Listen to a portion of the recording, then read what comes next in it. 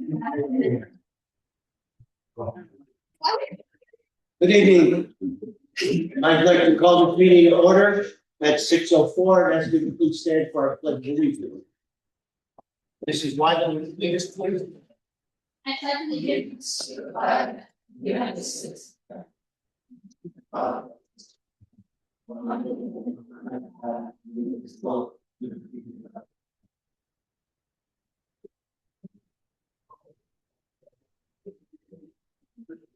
All right, Mr. State, your first item on the agenda is presentation. Yes, Mr. Decker has brought a couple students here tonight with us and some parents, so we're excited to what do you got? Turn it over to him and let him begin the music introductions. I was gonna say this guy's too big to be easy. There he is, Mr. Decker. When you're ready, we would gladly turn the show over to you.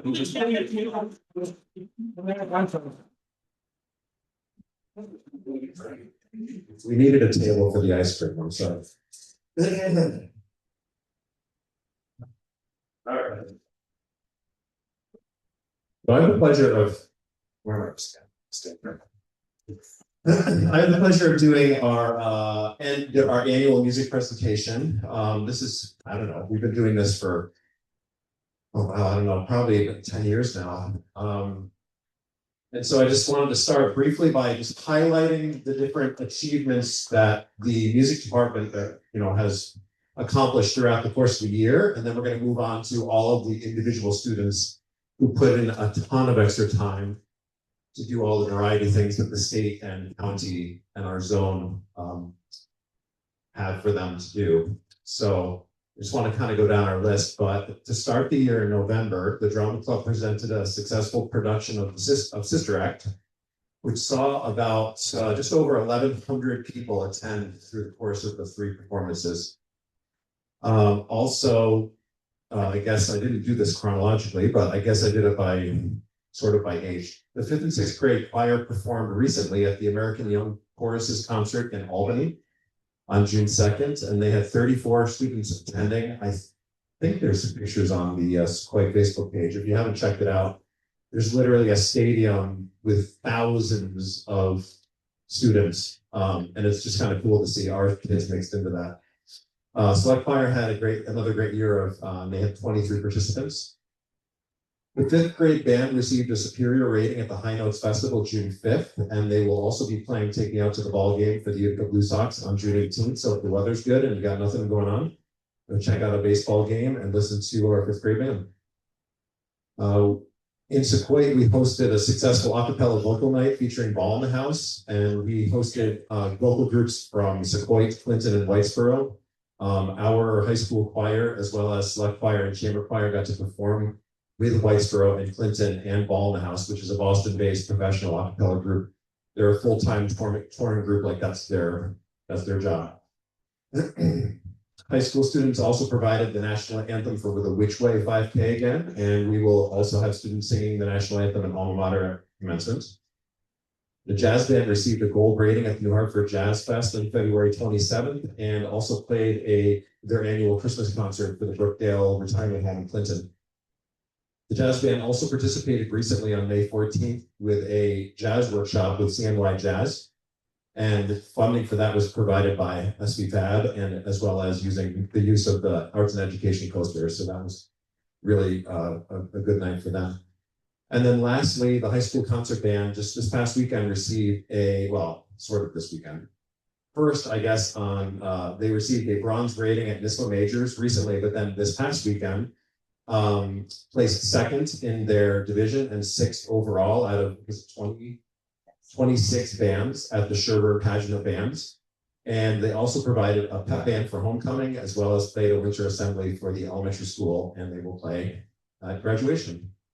The music department had 6 students represent our district at the New York State School Music Association Zone 4 Senior High Area All-State Festival at CBA. That was back in November. In December, we had 1 student accepted and participate at the New York State School Music Association Conference All-State, which is in Rochester. It's a 4-day festival. And that was Daniela Rivera, who's here tonight. But so the the thing about Conference All State is that each year there's between 7,000 and 8,000 students that audition. And we haven't had a vocalist make it since I had the number in my head, but I think it's 2016, 2017. It's been about 10 years. So there's about 8,000 people from all over the state, Long Island, New York City, all over. And then only about, I think it's 600 total students are picked, and that's for all of the groups between jazz band, orchestra, symphonic band, concert, but there's a whole bunch of groups. So it's pretty cool. We also had one junior high student, well, he's a ninth grader, but technically junior high student representing our district at the Zone 4 junior high area All-State in Camden in January. So that was November, December, and January.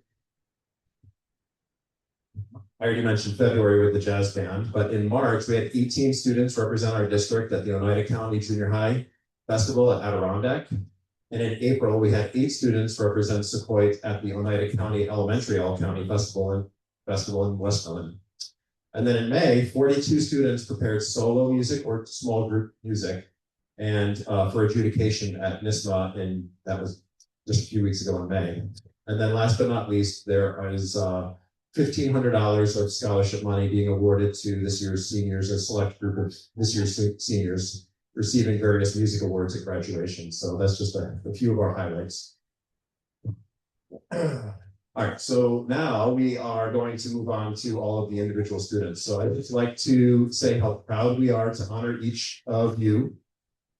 You've gone above and beyond the curricular and extracurricular requirements of the school, performing ensembles and all of our day-to-day stuff. And we'd like to recognize all of your accomplishments and hard work. All of you individuals put in countless hours of practice with and without your music teachers, giving up your lunchtime, after school time, and in some cases coming in over spring break to prepare music beyond that which the everyday music schedule demands. So big thank you to you from us, the music teachers, and congratulations from each of us. Thank you. At this time, I'm going to call you alphabetically, and then you're going to get your certificates from your music teachers. If I'm your music teacher and you're in middle school, Mr. Lovichevsky should have it, and then if you're in high school, Ms. Matruli has it.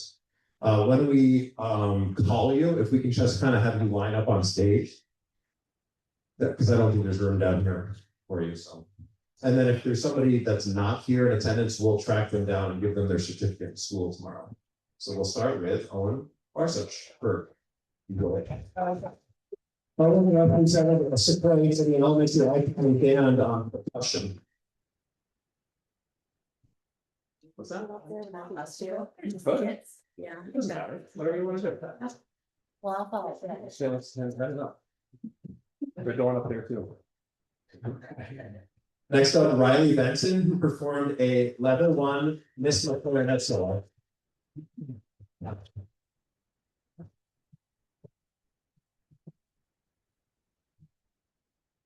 Yeah. Lillian Brennan, who was in the junior high all-county band on clarinet, the area all-state band on clarinet, and performed a level 6 clarinet solo, correct? Yeah. Lillian Brennan.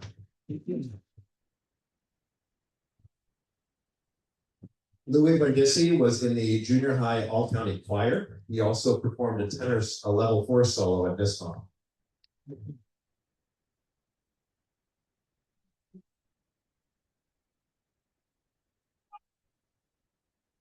Aaron Brown was in the junior high all-county band on trombone and did a level 2 trombone baritone duet this month.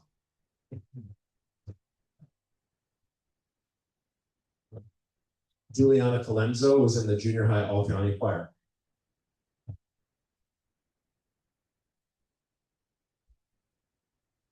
Gianni Chembron did a level 2 alto saxophone solo in this month.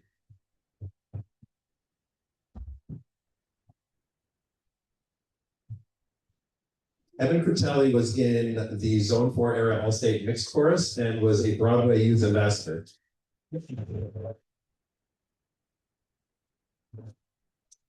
While he's off, I'm just going to tell you a little bit about the YAP program for Broadway Utica, because I have the flyer here. YAP is a unique program for high school juniors and seniors that are passionate about theater specifically. They not only attend all the Broadway Utica shows, but they are engaging in productions, meet the cast and crew, they earn community service hours, and they are also eligible to apply for the Linda Leah Grahams Scholarship. And we don't have any scholarship winners this year, but that scholarships existed, I think, for this is the 6th year, and out of those 6 years, 3 of the years has been awarded to a Sequoia students. Tessa State and Giovanni Stoddard and Callum Torella all have won that scholarship. So if you are a junior or senior or a parent of a junior or senior, I would highly encourage you to apply to YAP. They get free tickets to all of the shows that come to Utica. Next year, they're doing The Wiz, Jersey Boys, Water for Elephants, Beetlejuice. They're doing The Who's Tommy, and they're doing Six, the musical. So they'll get to see all of those shows for free, and then they do some other functions as a group. So we have Madeline Fredericks, Evan Critelli, Malia Leonard, we're all members of YAP. So if you have questions, talk to them about it, but it doesn't cost anything, and it's a great opportunity if you love theater. All right, sorry, Evan. Charlotte Day was in the elementary County band on flutes and did a flute level 2 solo.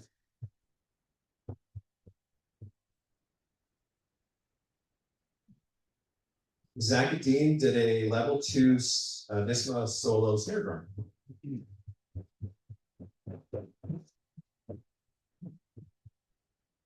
Rachel D'Elia was in the junior high all-county band, and also performed a level 3 soprano vocal solo as well as an oboe solo as well.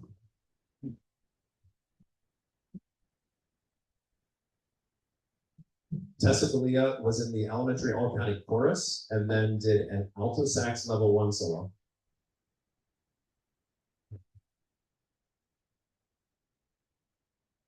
Addison Fredericks was in the junior high all-county choir and did a level 6 NISMA soprano solo, and yeah, that's it.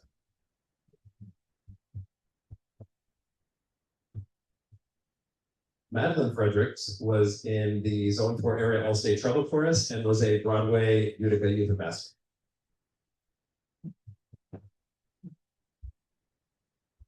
Leah Freitag did a level 1 clarinet solo in NISMA.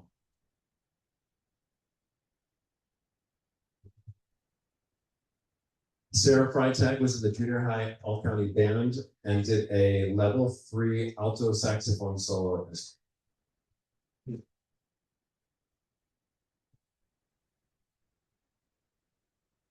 This is one of our elementary students who we don't get to honor very often, but this is Karis Green, who did a NISMA piano level 1 solo this year.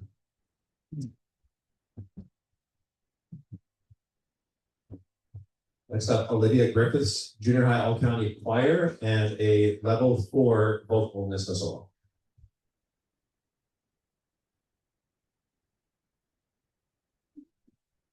Josephine Gelati, elementary all-county chorus.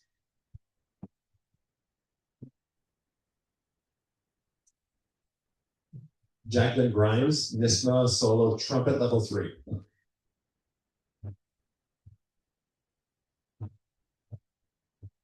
Lottie Hartnett, level 4 flute solo.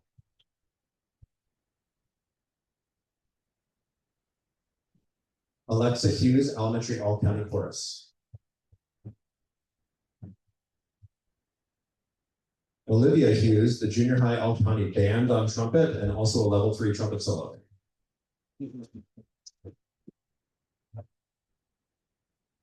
Grace Jerzak, NISMA flute clarinet level 2 duet.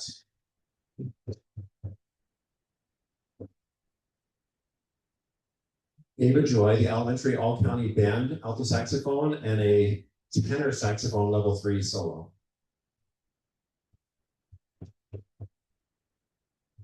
Reagan Kilmurray, a junior high all-county band clarinet and a level 4 clarinet solo.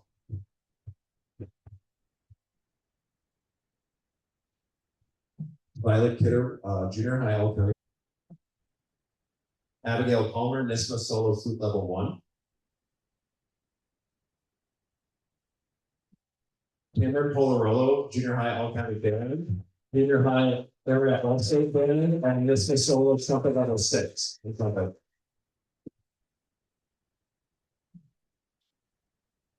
Alexis Porter, junior high all county choir, Nissimo vocal solo level 3, and a snare drum solo level 2.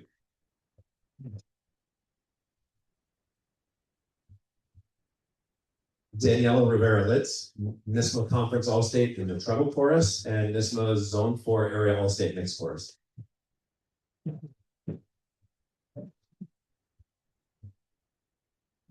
Sylvia Roberts, Nissimo solo alto saxophone, All-State level.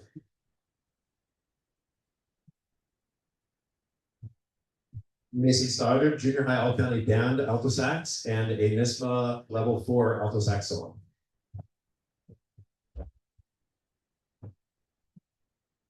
Abigail Sweeten, excuse me. NISMA solo French horn level 1.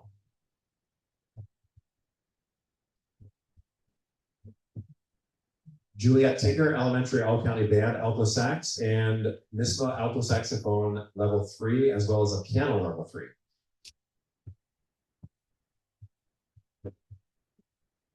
And then Leah Tinker, who's in the elementary school as well, NISMA solo piano level 1.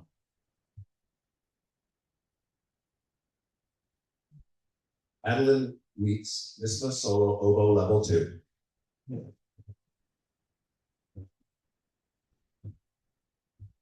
Sam Wazansky, junior high all county choir, and a NISMA solo on flute level 3. Evelyn White, NISMA solo trombone level 2. And I don't know if I saw her, but last but not least, Chloe Yerby, NISMA solo snare drum level 1.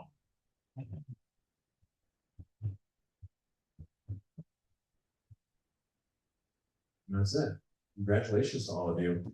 Thank you.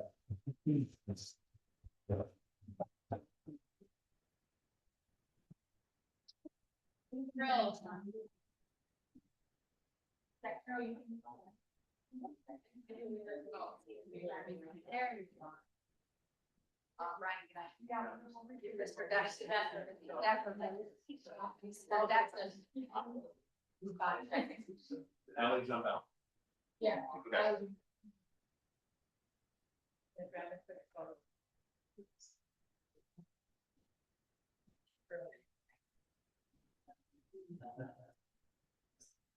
Thank you, guys. We don't really have a better place to do this, Lord, and we appreciate you allowing us to do it here because we don't really have a music night to do it at. So thank you. It's nice to recognize them for everything that they do. So thank you. Thank you.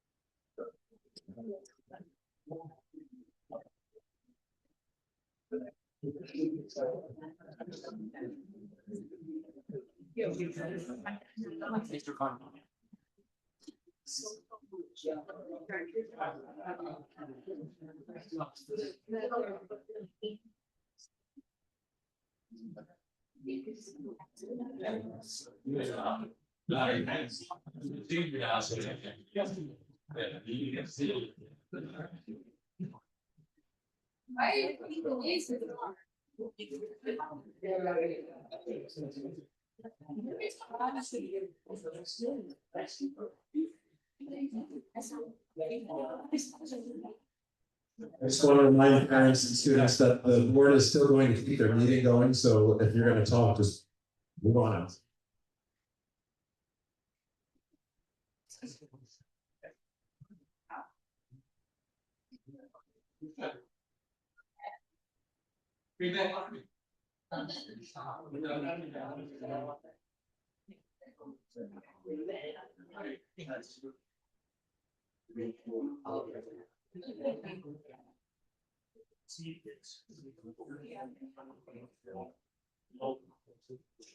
So at this time, I'm going to call up the principals and they're going to present their statistics. Thank you for reminding me of this. This will serve as our First of all, this subcommittee meeting, and we're gonna present, as you said, it's the next time. For each building throughout the school year, so. Gentlemen. I'm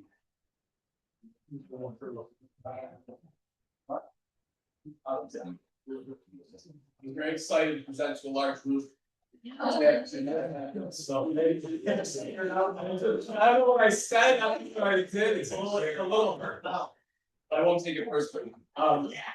Before I talk about any data, I just want to say thank you for all the support. Congratulations to all the musicians who can't hear me now. But it's just a good example of why the numbers and the data that you see these are what they are. Right? And I think a lot of the preliminary conversation around this talking probably informal conversations. Like, okay, so what are some of the initiatives? What are some of the interventions? What led to some of the growth that we've seen over the course of the year? And simply, it's this, right? It's communication, it's community rallying together, and every opportunity that I get, I want to echo how important it is to be a true community. Right? We have a school family, we emphasize that everything that we do in setting high school. That's a priority. And when we come together, we push in the same direction, the same way for the right reasons, even with differences of opinion. In this room, we've had that from time to time. That's okay. It's good because we don't want to stagnate. We want to have fresh ideas and do good things and move forward in the right directions. Good things happen as a result of that.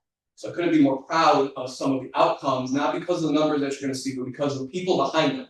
The students' hard work this year is exceptional. I couldn't be more proud of our students, of your children. My children are part of this too, right? I feel good knowing that that's what our school family represents and does. Our staff goes above and beyond every day. They're seeing the numbers that we're a small district, right? Our offerings are robust. We have much.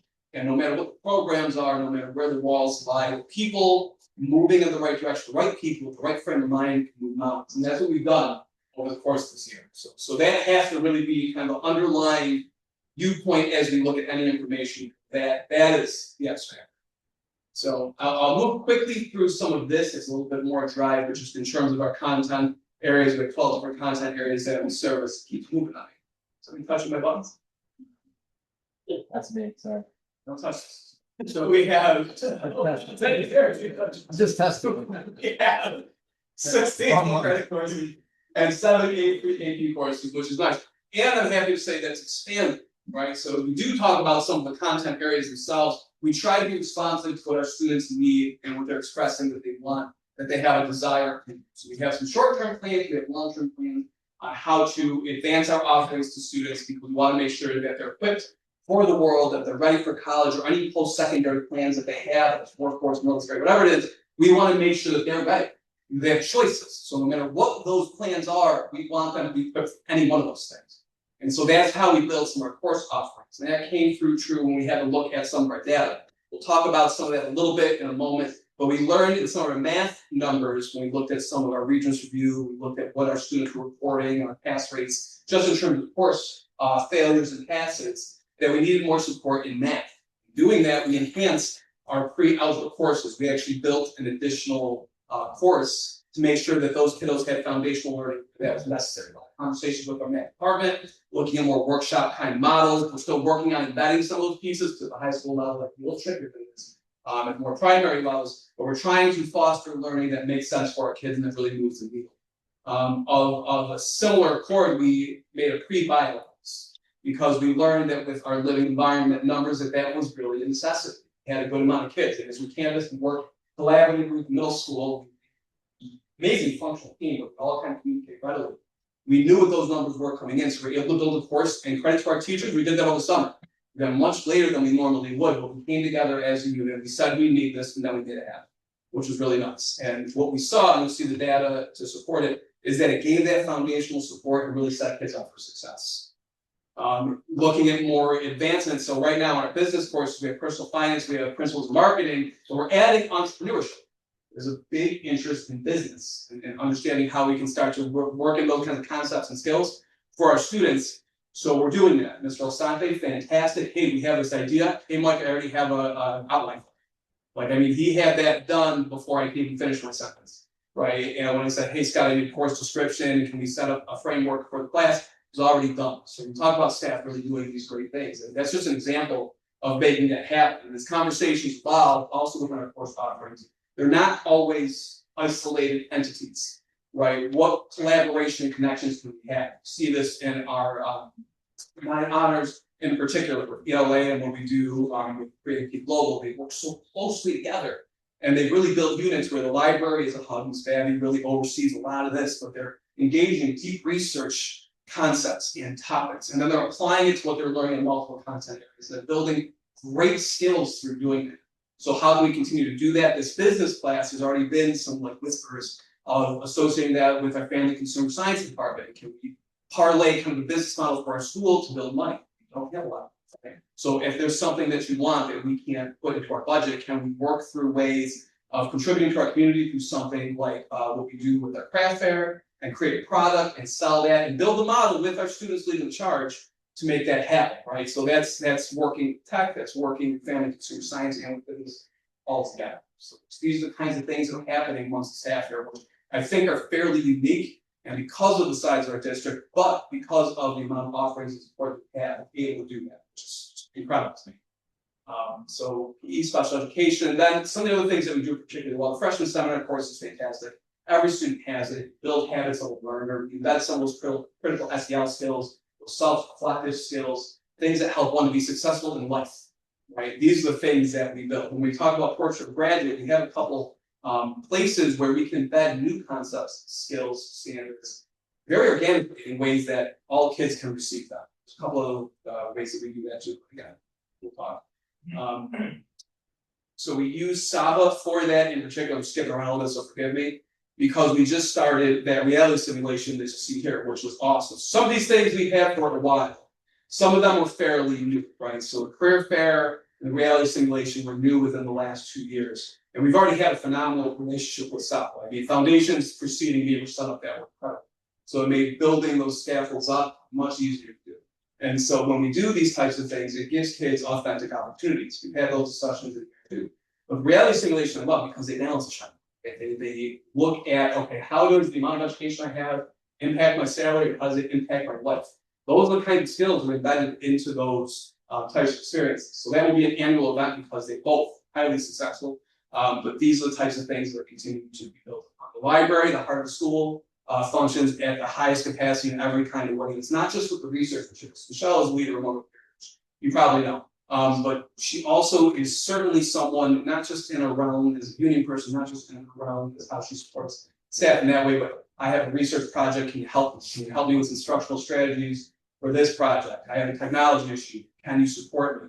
And we talk about readily being there, push into classes, and using that as a hub, it's fantastic. It's also a social space for our students. That's really, we don't have a true round of the high school. So really kind of marrying the idea of this is where we do some deep, rigorous work. Also, here's where we let them have the time to be ourselves. It's phenomenal. So our library space is excellent. And then when we talk about the data, I could have added like another 15 slides to this presentation. I did that for you.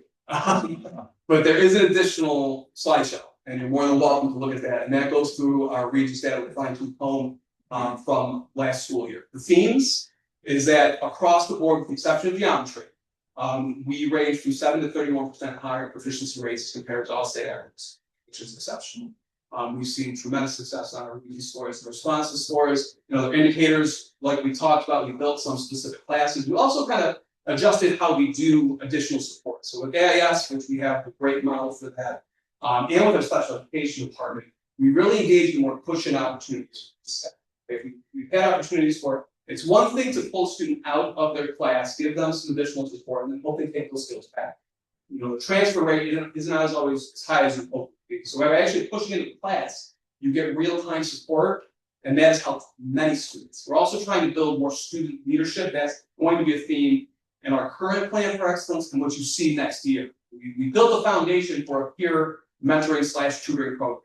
Hasn't been implemented yet. It's just been a very busy year, but that's something that's coming down the pike, and I think will be highly valuable. But in pockets, we have.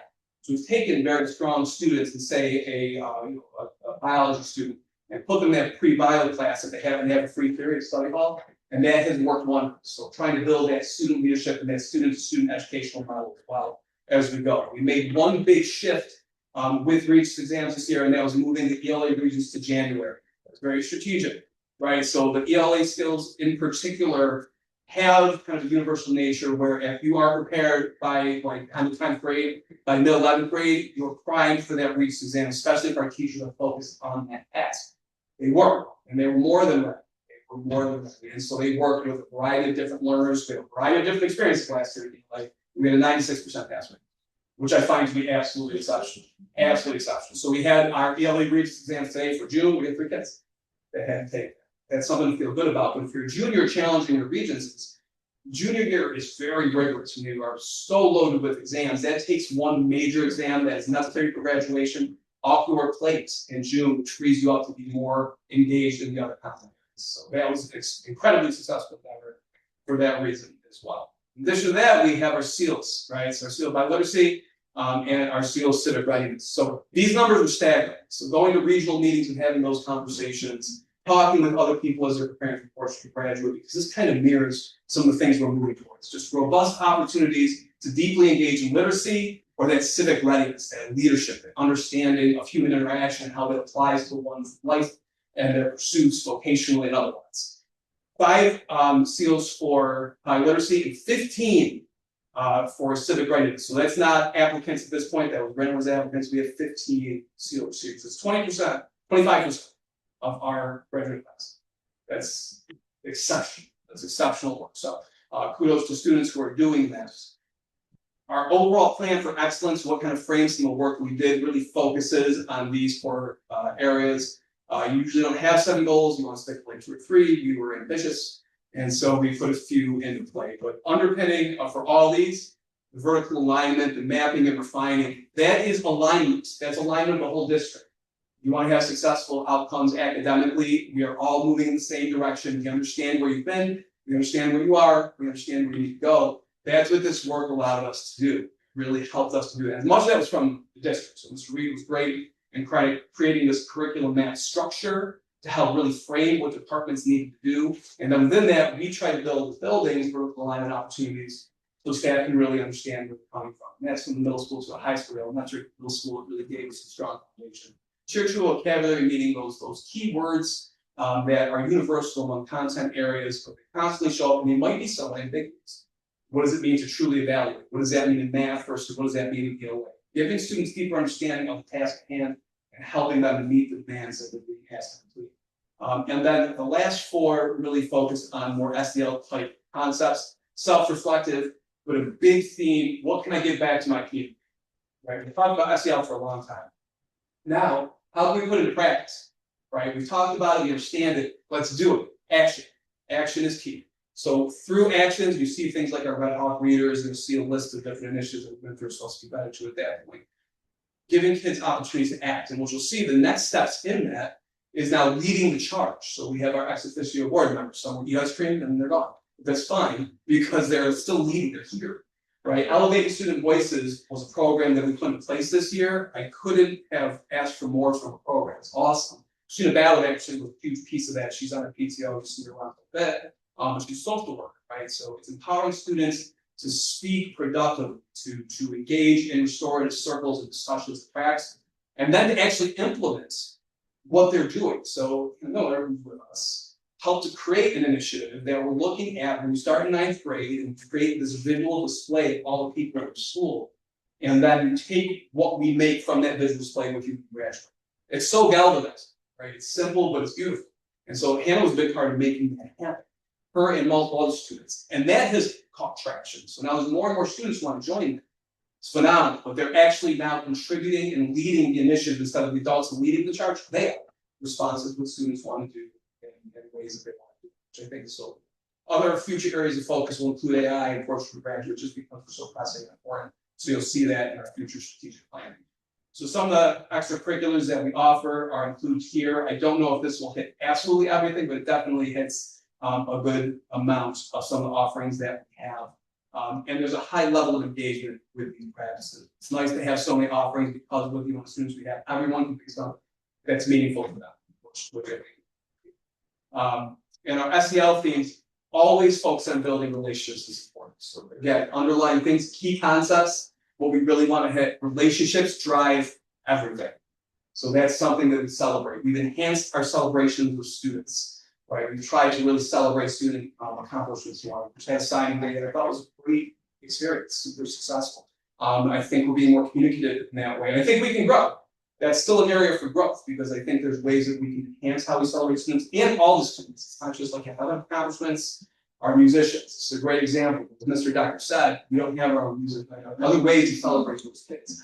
We need to find ways to do that. Right? Everybody will feel connected and valued. The wellness series was extremely well received. There's wonderful presentations. And then there's a parent element to it. To bring the community together. So we had a parent night that coincided with student presentations. We did 4 different presentations. Most recent one on AI I found to be very, very valuable.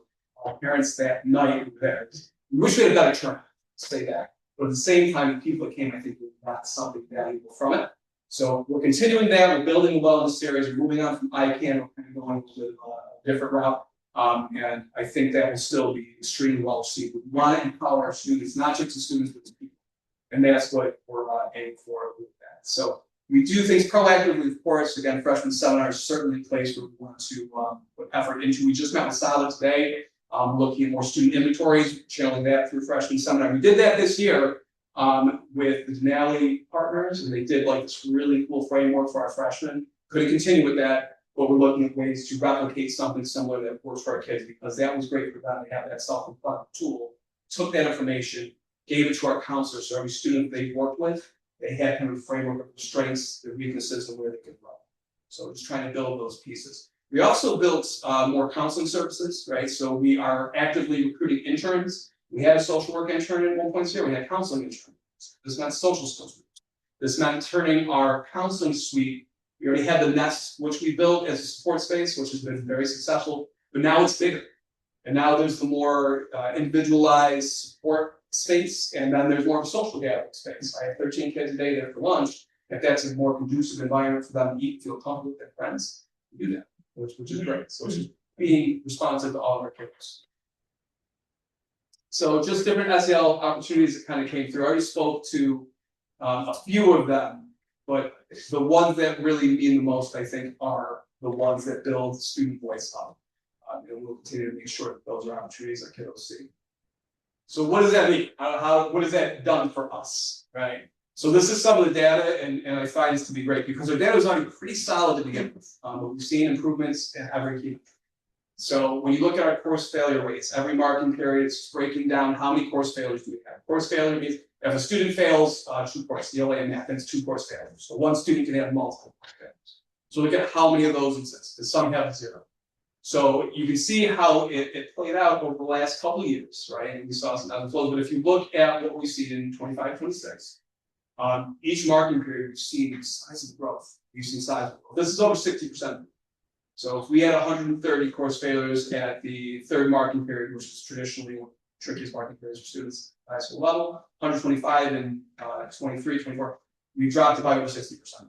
And I think that is so amazing, and it's not because of anything more than that relationship focus. And that is something that every staff member, really every student who's worked so hard can really hang their head on and feel good about, because that is what led to that. Similarly, we saw our attendance rates go up. So if your foundational needs are met, if you feel secure and connected, if you feel like there's a person you can talk to or a place you can go if you need something, this is what I think really led to our attendance rate progressing. So it's up just about, I tracked it monthly, so you can kind of see month by month how it progressed. Some months it was almost 4% higher than it was previous months. Some closer to 1, most closer to 2, but overall we're about 2% higher than we were last year. We talk about attendance rates, a 2% increase is substantial. And on a similar report, our discipline rates dropped fairly sizably. So looking at the last few years, just as comparison points, it kind of gives us an understanding of where our discipline rates have fallen. So month by month, this is typically what we see. And same idea, relationships having more of a restorative kind of mindset has led to decreasing discipline referrals overall. Track it 2 different ways. One including cell phone referrals and one not including cell phone referrals. And so we did that to a piece state, like really have to track very specifically and literally cell phone referrals. I think that was a great initiative by the state. I support it wholeheartedly. Most would agree with me. But we've seen those numbers drop pretty sizably. I think it's because of that whole picture. So that is the high school. Any questions? questions. Yes, This is the most up to date. yes, So like I think it was slide 3. Yep. I saw some highlighted listing. for this past year. Okay, I didn't know if it was this past year, if it was coming up because there's a new initiative coming up, right, with Mr. Miller, Mr. A. Oh, So it's on here, that's new, yes, right, so that's new, so I didn't know if like this was past or. forgive my inconsistency. But this is not sort of like this past year, and I did put that in there because that's something we're adding. Data feeds, it mentioned with the exception of geometry. Yes. Okay, so how are we getting out ahead of that? Because I have a geometry student who's pretty sure she's cooked. So what does that mean? Yeah, I think so. Two things. One, we're building a foundational piece of math, so we've enhanced the math coursework that we're offering. We've also worked with that teacher in particular, and she's been a wonderful participant. So we talk about some of those different models of instruction. That's where that comes into play. We talk about that push-in model. That's where that comes into play. So we're trying to send support where support is needed, and we're doing those things. The other thing that we did is we built a different framework for Regents Review specifically. So we did that actually starting last summer. So we sat down with a master teacher in math who's done for 30 years and has a great kind of framework for how he does Regents Review. She revamped how she does Regents Review, and she's using that process as well. Okay. Mr. Flagg, exceptional report, exception. One question. Go back a couple of decades ago, Sequoia Valley had their premier technology program in Central New York. The local school district would come here to observe our programs, to meet with your teachers. And I was one of them, used to send the staff down here because it was an accept project either way, along with other programs. You didn't refer to any technology in your presentation. Is it not a focus anymore? I wouldn't say it's not a focus. I mean, if it wasn't highlighted, that wasn't deliberate, but I think that our technology program is very much involved. So right now we're hiring a technology teacher, and I think we're being very thoughtful as to who we bring in, because we're looking at people who have different skill sets, right? And then it kind of stems into art, looking at design and doing different things digitally, that kind of stuff. So that will fall into that STEM field. And then we want to be deliberate in how we do it, because there's two pieces that we want to maintain. One, we want to maintain that traditional technology experience, right? We have a lot of students who have a high interest in some of the trades. So we want to maintain that shop experience and give kids that opportunity. But then we also want to be very deliberate in terms of other STEAM-based opportunities. So it's not that it isn't a highlighted field, it's one that I think maybe as we progress, because we're hiring now, and Mr. Company is about a year and a half to 2 years out from retirement, I can see that program called. And then I gotta be honest with you, my time on the board seemed to be, the focus of technology was to maintain technology that we had existing. It wasn't offer new courses or new excitement. And I'd like to see that come back, and I think you're right on. Sure. All right, thank you, Mr. Flagg.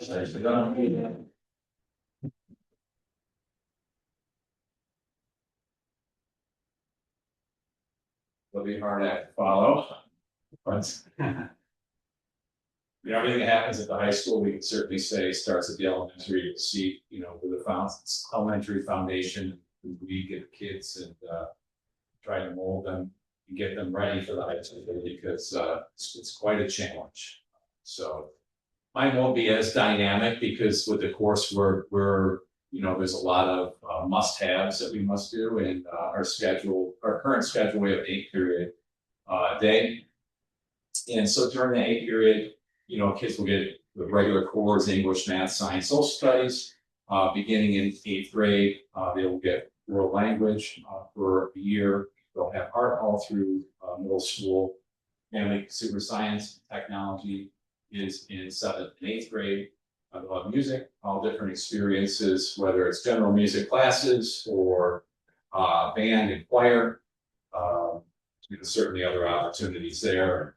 PE and health, we do some health units in 5th grade, and then a standard health class in 7th grade.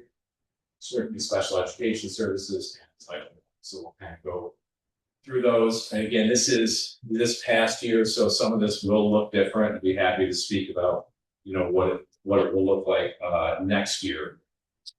But this current year with ELA, we had 3 sections: fifth grade. And students in fifth and sixth grade having those three sections. A traditional student will have ELA and ELA support. So it's essentially a double period for ELA. So they'll receive 80 minutes of ELA. Thought that was important because it still is an elementary level. They need to have certainly a strong foundation. And then beginning in seventh grade, we offer honors classes. So we have a section of that along with the traditional classes, and the same thing. Math, very similar, so I won't really go through that, but the same thing, supplemental for fifth and sixth. Students will have 2 periods and a half in fifth and sixth. Seventh grade has an honors, and eighth grade's honors would be Regents level. And with algebra, I can say that it's very rare that we don't have someone that's successful on the Regents. It's extremely rare. So if kids in algebra, they typically get that Regents credit before they come up to high school. Same thing with science. What we did add is a STEM lab for science for fifth and sixth grade. So in that STEM lab, what the kids will get in addition to their science is that allows the teachers to do some of the state mandated labs that they have to take for the state exam in fifth grade, but also, and those teachers are working on computer skills, building those computer skills in, because we know a lot is done on the computer these days, and kids need to be fluent, not only in typing and things like that, but just, I think we made the assumption for a few years that because kids were on devices so much that they knew how to do things properly, and they don't. Okay, a lot of it is stumbling through stuff. So we really try to offer more formal education and how to actually use those. Social studies in grade 5 is Western Hemisphere. That's 3 sections. Eastern Hemisphere is 6, and then U.S. history is split up between 7. And then we offer 3 sections of Spanish and 1 of French. Again, that can change. That's just based on student need when the kids come in. Mr. Riley Stewart comes over and does a nice presentation in French. And actually, our French numbers for next year are quite high, higher than they've probably been in years. So that's a great thing. And then art, like I said, there's a couple sections of art for 5th, 6th, 7th, and 8th. We have a 0.8. Currently have a 0.8 teaching position that is going to be increased to a 1.0, although it will remain a 0.8 in the middle school. That person will be shared across the high school. We're really excited to bring our new person in. Seems very dynamic, and so we're really looking forward to that, to grow that program. Home and Careers is a 7th and 8th grade course. Mr. Alsante teaching those courses, and then PEL students receive PE, obviously through all grades, and this is for health, grade 7. Music, kids, choir band, general music all throughout, lesson groups, things like that. They do a phenomenal job. We saw how many kids are actively involved on that. And they're always looking to grow their program. It seems like they're doing. Special education, we have 2.3 teachers in our building. We have resource. We do 15-1 direct consultant teacher. We do push-in support. And that's across all grades this year. It was primarily the 15-1 was 5th and 6th, but we expanded that out for 7th and 8th grade this year, ELA and math. And technology, to kind of speak to Tony's point, I agree with you. I think I'm looking forward to kind of building that program. Technology we're in the process of hiring a new technology teacher that will be split between middle and high school. They teach quite a bit of courses. They teach all the middle school technology courses, but they will also be at high school doing some electives.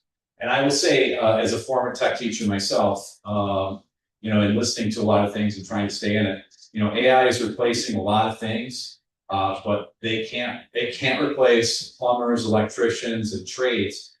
And there's a whole, gamut of technology. It's the traditional skills, and certainly we can look at computer skills and AI and all that stuff, robotics, all that. But they're really saying the next group of millionaires are going to be the electricians and plumbers, because you need people to do that. And there's not a lot of people that want to do it. So that's something I really feel that we should, trying to get kids excited about. Hey, if you want to make money, if you want to start your own business, these are some areas to look at. I think for a long time, we've been, steering kids away from the trades. And I think it's time that we start saying, I think it kind of almost had, there was a black eye or something attached to, or, some stigma attached to, working with your hands and doing that. But that's going to be a huge, huge investment, I think, if we can get some of those things back in schools and make kids ready to do that, because there will certainly be careers and no shortage of them. AIS, if you have kids in the district and you see AIS on your schedule, AIS is a support service. Kids can go in and out of that just based on the year and based on the need for traditional math and ELA. It used to be solely done based on state testing. If they scored a certain level in state tests, they were automatically put into the AIS. We just still do some of that. A lot of it is based on teacher recommendation in the previous year if they're struggling. Traditional students can go be placed into an AIS, and it's smaller groups, with teachers working with specific skills. Title I is something that we have for our 5th and 6th grade students test into that. All students will use a DIBELS for a screening. We use a universal screener that we use, and if they're showing deficiencies in certain things, they'll get placed in Title I. That's a really small group environment, and it's very diagnostic in its approach to really hone in on skills to bolster that up. That we just kind of brought to the middle school 2 years ago, I believe. Huge improvement we've seen, and certainly I definitely see the benefit. English is a new language. We currently don't have one in our middle school now, but the students come in now all the time. And then after school homework support, we offer homework club twice a week to students, and that's voluntary. We don't force that. That's something where we have classroom teachers available for kids to go in and just get homework, help on.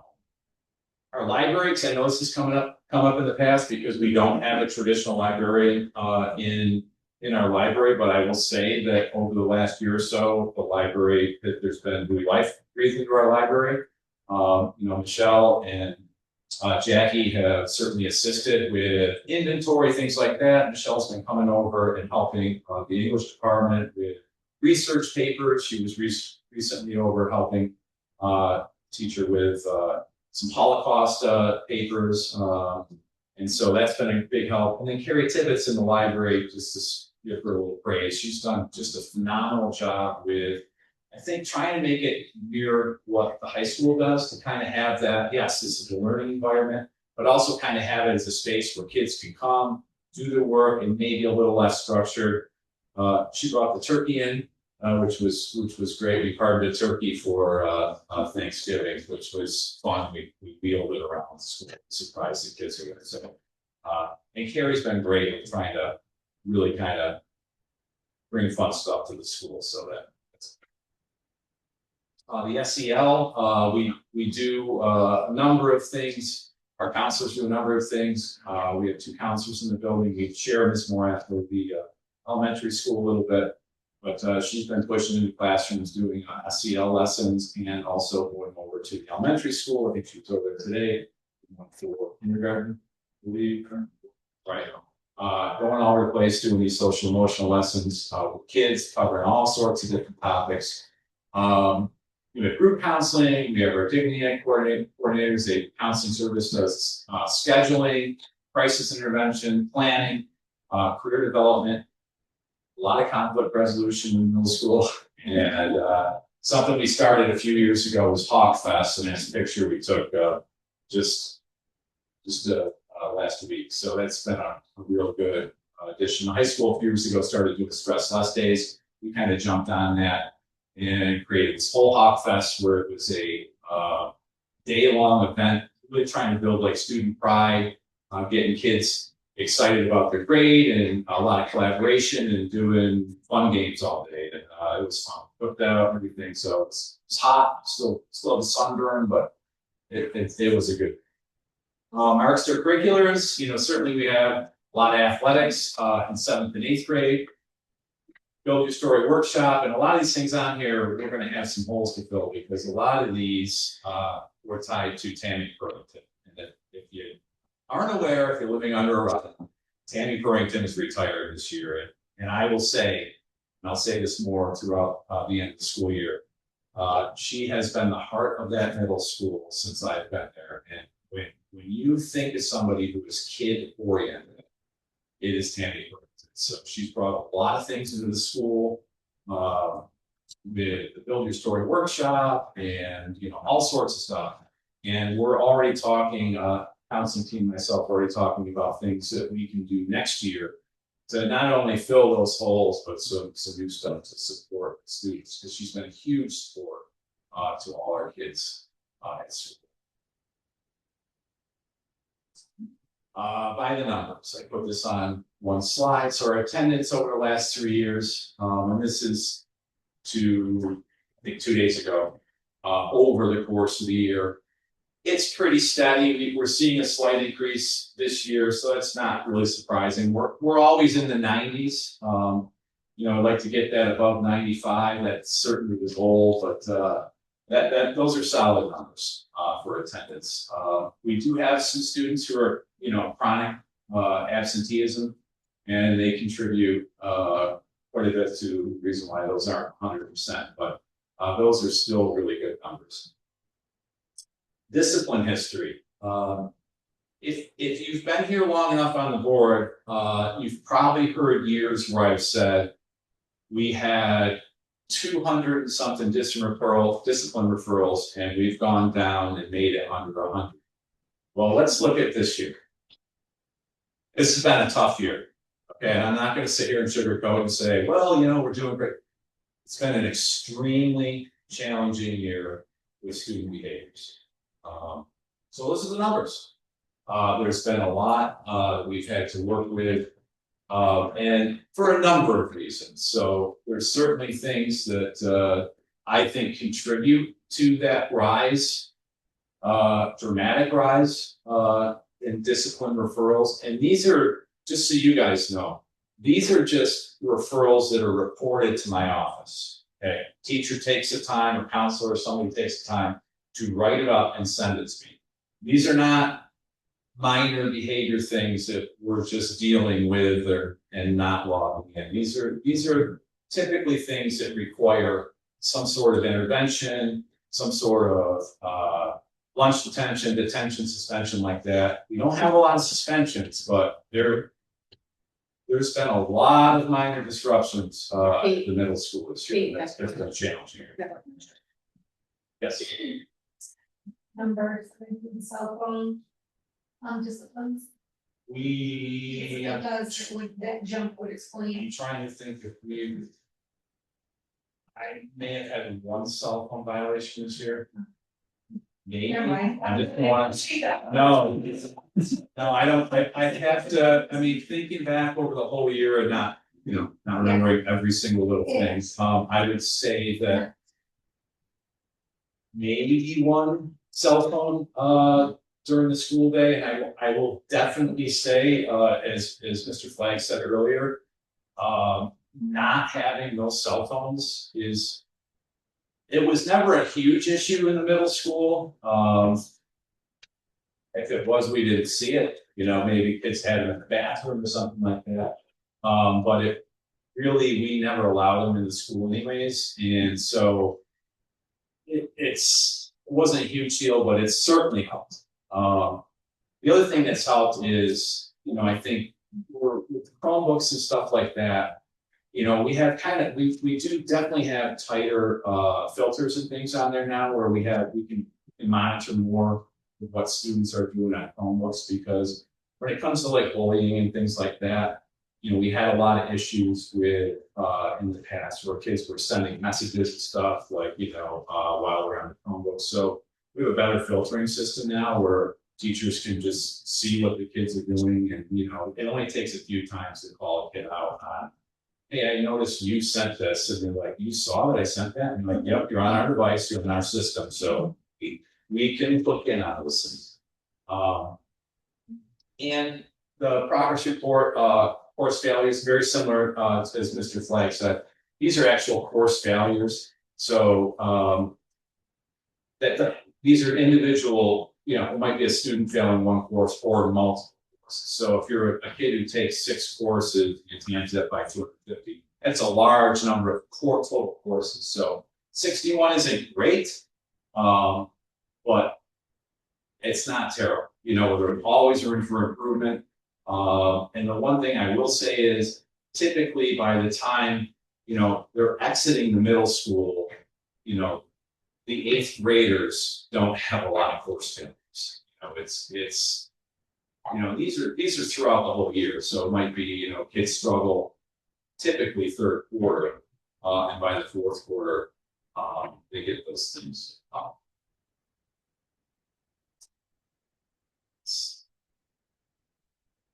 The only thing I would say about the middle school is, it is and I think any parent in this room, it's a unique time. It's a challenging time, but it also can be a very rewarding time. Kids are between 10 and 13 to 14 years old, and they're still figuring a lot of things out. And, our goal, and I say this at every, 5th grade orientation, and I talk with parents, is our goal is by the time that you leave the middle school, we feel you're prepared for school and you're ready to go. And there's a lot of work that goes into that. There's a lot of pieces that go into that. So it's not a light task. Kids make mistakes. We try to discipline them, teach them, but a lot of it is educating, making sure that when they become, you don't want them to become adults that are making the same mistakes. We got a lot to be proud of. I'll say that. Middle school, it is a great place. It's challenging, but it's great. And there's a lot of energy, especially this time. Maybe too much energy, but it's just a wonderful place. And hopefully, when they get to the high school, they can spread their wings a little more, enjoy themselves, and be ready for everything. Questions for me? I have a comment, not Sure. a question, but the 7th and 8th grade technology, I'm excited to see what you guys do with that. And I think your idea about trying to pull in the trades and kind of implement that, I think that if you guys can do that, you're going to see a lot more interest once the students get into high school and they can start to, look into the BOCES programs. Yeah. I think that giving them that opportunity in middle school will really help them. And you can say, hey, I really enjoyed this at 13 years old. And now look, when I'm 16, I can jump right over BOCES half a day, Yeah. and I can do this fun stuff. And I've said for a long time, I think BOCES is a very underutilized program. Kind of the board goes for our annual meetings, and we get to tour the different departments. It's incredible what those kids do. And there is a shift. I mean, people are starting to realize that, BOCES is not what it was 30 years ago. And there's so much to offer. So, I'm excited to see what you guys, can do with that and get the kids excited about those trades so that they're graduating high school and they're, making more money than the parents. Hopefully, we want to take more money, right? But I would say too, you're right, because with those trades, there is the traditional trade route where you can. I do feel like there's a great opportunity where you get kids excited about. You can do this. You can start your own business. You can go this whole direction. The other avenue with the semiconductor and chip fab stuff was look at where Mike's friend is moving to Clay, New York. This is the biggest thing. If you're following this is literally going to transform. It's going to transform Onondaga County, but that's going to reach here. Clay is how far away? Half an hour. Thousands and thousands of jobs. I mean, this is an opportunity this area has not seen. So this is the perfect opportunity, because while they're building that, we can be getting these kids ready, getting excited to kind of move into this area. It's huge. And I think that's something we all should keep an eye on and talk to people who, are working these careers to see how we can spread these things. I have a question, kind of a conversation between two. I had that I wanted to just. It's my mind. As far as technology goes in New York State. Does New York State, and you may not know, this might be something that I look into, does New York State consider computer coding to be language? Like Spanish and French, because not all kids know. Spanish and French are not for every kid. Every kid want to speak man. Coding is its own language. I cannot believe that this day and age that's not considered something, because that should be a course that we are teaching, and that should be a language that we're offering, and it should be part of the reading. And you still do the fun. You see some high school that'll replace your third year of which you used to do. You know, for students who struggle with foreign language, they five years sequence of technology replace it's still, it was when I was teaching technical computers. Seems Our lot of students have some coding and interest from students. That is some. My son fell in coding, like Spanish and French, he couldn't speak English. Like trying to get him to speak Spanish. It's very perfect. Mr. Roden. Yeah. I had the opportunity, the privilege to hear the seminar the county sponsored about a month or two ago after the unfortunate incident in Clinton. The consensus of the group, the presenters, caseworkers, administrators, that middle school, junior high level is a hotbed of issues in every district. It's not unique to Sequoia Valley. Please don't feel discouraged there. No, I'm not. Trust me, That's the overall consensus.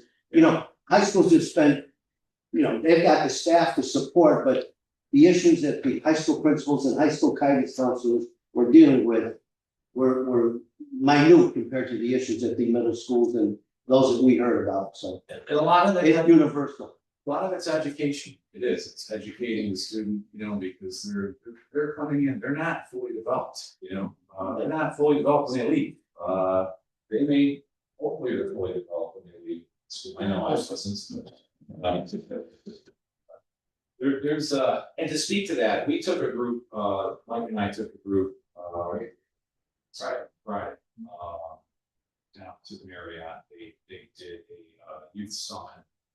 We brought two individuals from each grade, 8 through 12. And they really talked about, and it did spin a lot out of, I think, because of the Clinton issues, but they had representatives from every school in the county there. And it was, and Dr. Montgomery, who's had a lot of ties here to the school, and I think still lives in the district, lives in Plato. Yeah. He's been in our school, and he's someone we're looking to talked to him last week about having come back to our school next year to address some things. But it was so good to hear the kids talk about issues in school and what we think are the real issues. I mean, we're pretty in tune with a lot of things, but they brought up some great points, I thought, that really kind of hit home and made me think. I know talking Mike, and I know I'm getting off topic, so I'll just share one thing. We're talking about the youth, and it's a lot of it was, I think every generation's heard it, the parents saying to their kids, you guys don't work as hard as we do, you've got it easy. And I said, people that rode a horse said that to the people who drove the first car, right? I mean, that's been there. But a lot of it was about going outside and doing things, play and stuff like that. And, it's really easy and quick to blame kids being on devices. And that's part of it. And they admitted to saying that was part of it. But one of the things that kind of stuck out was that they wish, when they say, oh, you grew up in the 80s, they wish they could have grew up in the 80s. This is a big consensus of kids, because they felt, or everything they've heard, is it was a lot safer for them to be out and about. And it's not that they don't want to go out and play and do these things. It's they don't feel they have a safe place to do it. And because there's kids And if you look at different communities, where kids are going out and ruining it for everybody, you know, kids going to the mall, causing all these problems and doing all these things. It's not your band unless you come with an adult, you know, and a lot of businesses are doing that now. They feel like they don't have a place to go, where they can just not worry about getting kicked out and doing stuff, you know, and just enjoy life. And that kind of made me think about, you know, what can we do on a county level? You know, I live in Utica on city level, you know, but different things like that to really kind of give kids more opportunities. Because I think if they have them, if you have the resources to do that, you know, they will take advantage of. So that kind of touched. Is there anything else that came out? The universal nature of this, Yeah. you know, it's different than some places are, you know, way more in common, more consistencies than differences. Yeah. I think it's available for our kids to learn. Even with elementary school, it's the same kind of format, you're gonna get from all the regions. And it's amazing how it kind of aligns you for something bigger. This point is, it's small boundaries. Sport experience is very different than what they would be if you're, you know, in Utica or let alone in place in the state. I think it's nice to see that there's a lot of similarities, but also that there's a big world out there and there's other perspective lenses. That resonated with me. Yeah. And that's something they're gonna bring back in the fall and look to continue multiple times a year, which I think will be great. It'd just be great to see reps from different age groups, you know, county-wide sitting there and, you know, bringing up their issues, you know, and it wasn't all negative. It was, you know, they were really talking, you know, positively about some of the experiences of their schools and some of the concerns they had. So it's really good to hear. I don't think it's good. So, sorry, I got off the county hosted that, so it was Anthony Pacini was there, Mark Montgomery was the keynote speaker, our sheriff Rachel was there. I'll see. All right, thank you, Mr. Madden.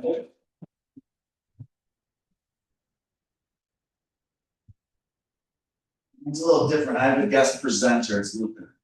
No, I'm just kidding. He had no idea. I'm just, yeah. It's fine. Yeah, he's from our spot. You live in this building. Okay.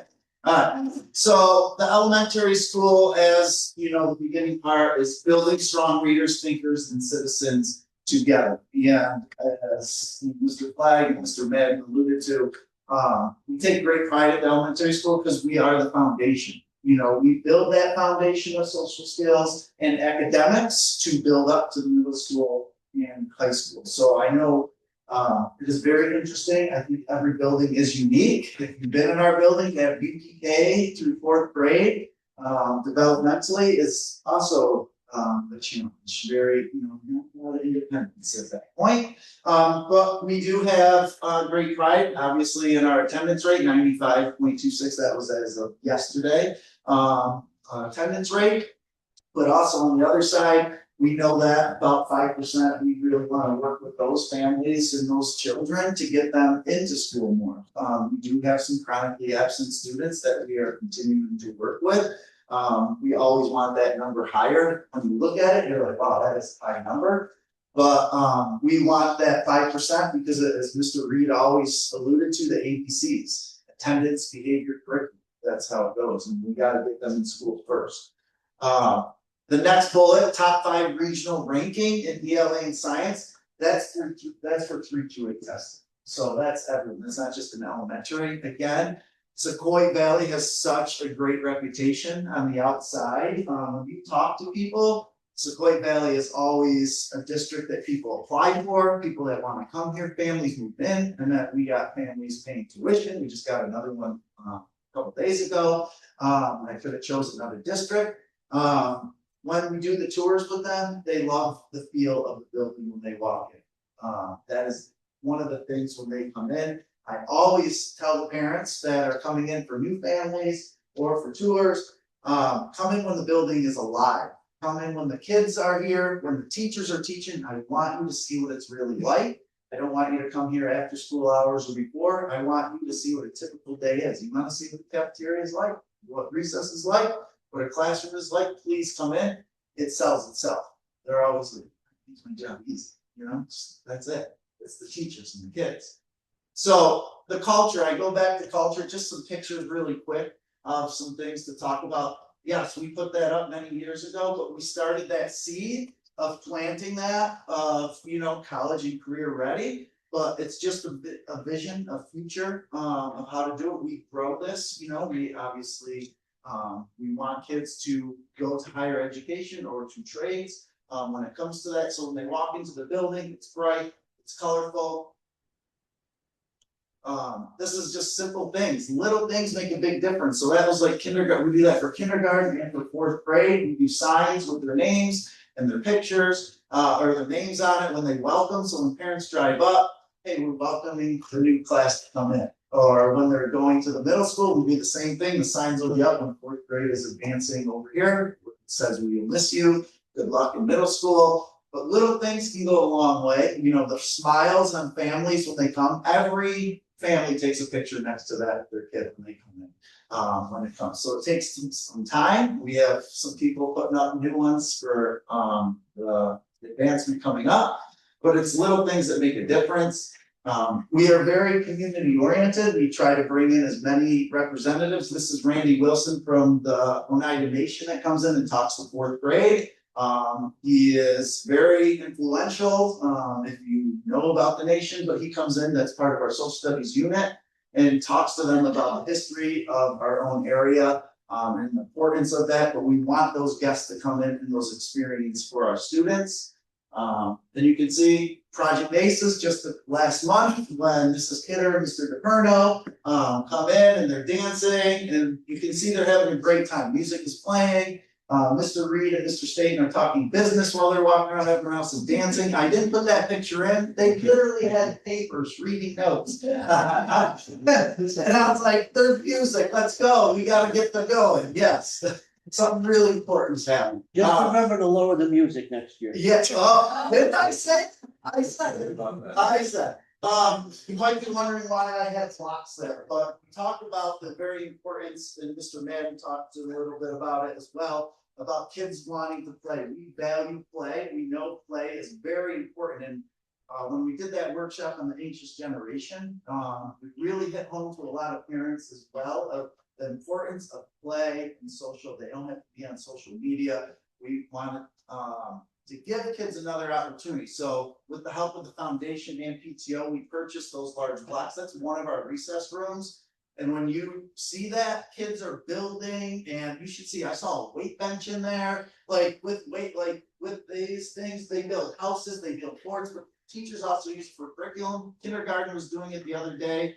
Mrs. Stevens' class was actually building, they were doing fairy tales from Three Little Pigs, and the kids had to build 3 different structures that could withstand a wolf thing, but it was really cool. This is just one of our classes that we're playing in it, but you can see it's really cool. Kids love that opportunity just to play, socialize, and to do it in a fun way.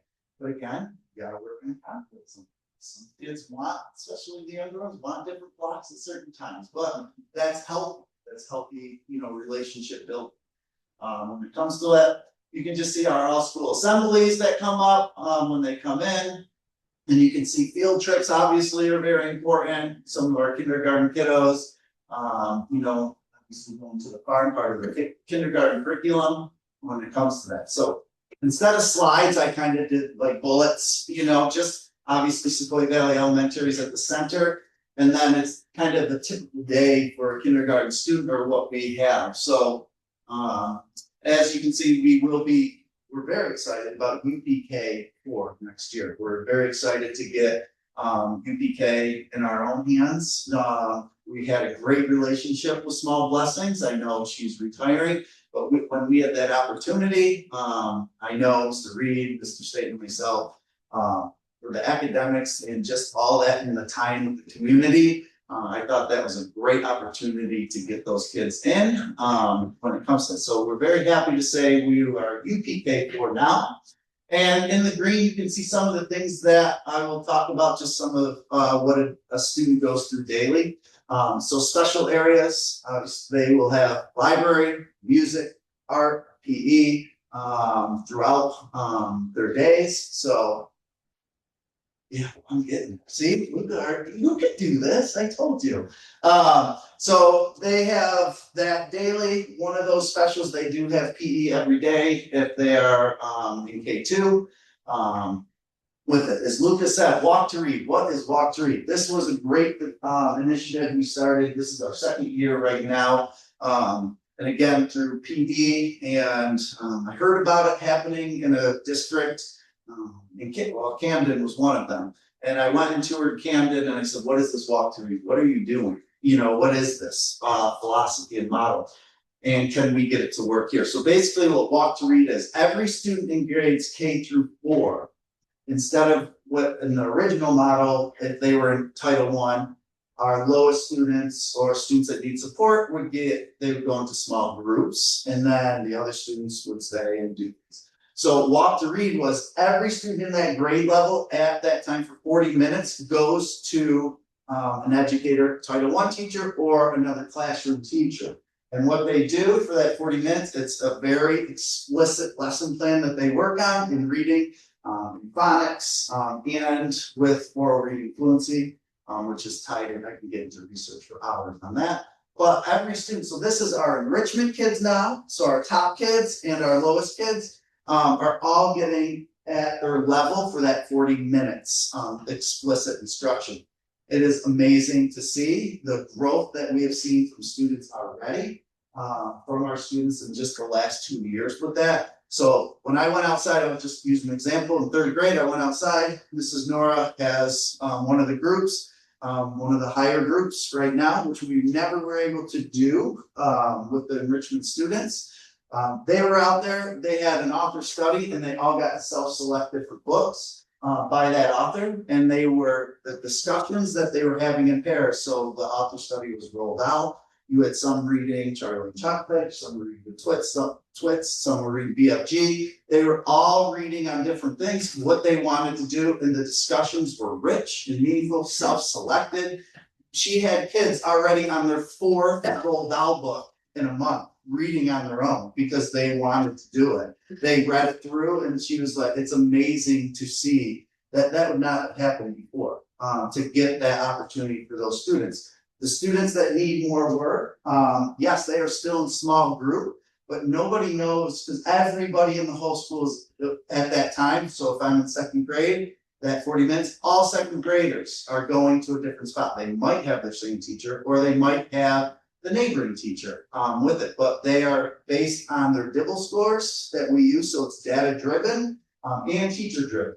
So we use our data to compose those groups. We meet with the grade levels, and we have those students, and it's fluid. Kids do not have to stay in that group. If they're progressing, they move up a group or they go down. So it's kind of like, in most grades, it's like 8 levels. So we have 8 different providers at that 40-minute time, broken up into that group where they're moving in and out. It's really remarkable. On top of, they're still getting all their ELA instruction with their core teacher. They're getting their skills and all their building background knowledge. This is, so instead of basically, we just did Title I for every student. So instead of, a small group of students, I designed the schedule for everybody. So everybody gets it, which is a great thing when it comes to that. So we're excited. We're going into obviously year 3. Keep tracking that data to see where they're at. So we can provide that in the future. CCALA, that is our ELA program. This is year 2 of that. To make improvements for walk to read and all that, the very first thing that you follow research is you have to have a guaranteed and viable curriculum. So we are very happy to say from now UPK is joining it. UPK to 4th grade, we have an aligned scope and sequence. So I always will talk to the teachers is we don't want Swiss cheese. We want to make sure there's no gaps. We want to make sure that we're covering all skills for all students, set by New York State and by curriculum. So we're not curriculum writers, we're not test writers, as we always say. This takes the burden off the teachers, but yes, this is a nice way that we know it's a spiral progression and it builds off of each other, so there's no gaps. Teachers can be great in the trenches, I always say, but sometimes we got to take that balcony view. And with a guaranteed and viable curriculum, we can do that. So we're very happy with that. And then Also, right now, we are looking, as you can see in the blue, it says Eureka Squared. That is going to be our UPK 6. We're joining with 5th and 6th. Our new map that we are looking at right now, to again get that guaranteed and viable curriculum for our students to keep building on. I know Mr. Reed, myself, and some other teachers, the CACs, we went and we actually shadowed multiple schools that were using it and some schools that weren't using it, and came back to the committee to talk about it and then met with different vendors. But so far right now, we're very happy with what we're seeing with Eureka Squared going forward. It fits us. You know, we have to find something that fits us and our teachers. So that will be professional development starting next year. We are piloting that across K6. So we're doing that for a unit to see how that is going for our kiddos. SEL, same thing as my two colleagues said, counseling. Mr. DeShavo, our social worker, if you've seen the schedule, quite busy with students. We do have interns every year. We always have 2 interns. Mr. DeShavo always works with colleges, University of Albany, Utica University.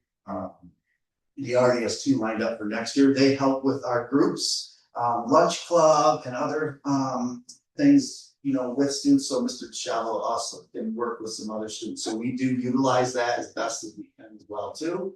When it comes, and Ashley Moore has been great this year. She comes over from the middle school. She was in, look, I think she was in your room today, right? Was she in your room today?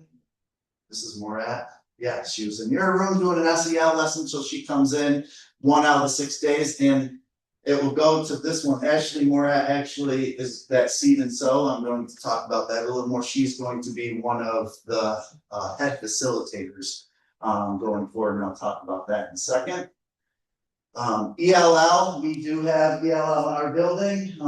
They come in, so we typically have the most, because they will test out usually by high school. So we typically range from 6 to 8 students, but Mrs. Real and her team do an outstanding job getting those students up to speed. A lot of times when they come to elementary school, they speak 0 English, 0 words. You know, coming into 2nd grade or 4th grade, hello is not in their vocabulary yet. So she does an outstanding job to speed them up as much as possible and flourish as soon as we can. So it's a great team that they have going forward. Recess, I know I put that in here because it is important and I take pride in it. And actually Mrs. Loomis just gave me an article, one of my TAs yesterday, out of a research paper about the importance of research or recess to students. And I take pride in it because we offer 30 minutes to our students. Most schools do 20 minutes, but you got to think about the time they get ready, get out there, get going, line up. You might be talking about 20 minutes, or you could be talking about 15 minutes, 14 minutes for a kid. 14 minutes when you're 5 years old, that could be a lot. So in the schedule, we have 30 minutes recess, which is great. Some of my aides don't think so because they have to be outside in the cold a little longer, but the kids love it. It gives them more time to build social skills, go sledding, have fun, conflict resolution. A lot of times, man, touch football is tough for a lot of kids. Baseball and strikes and balls, obviously, we need this. I see a lot of kids doing this. If you follow me, your league screens, a challenge. But recess, it's a great way to build relationships and pride. So we have that all school assemblies. We have those throughout the year. Our next one is this Friday. We're celebrating America's 250th birthday. All parents are welcome. So we have a great presentation. All grade levels are presenting. And we have some fun skits as well.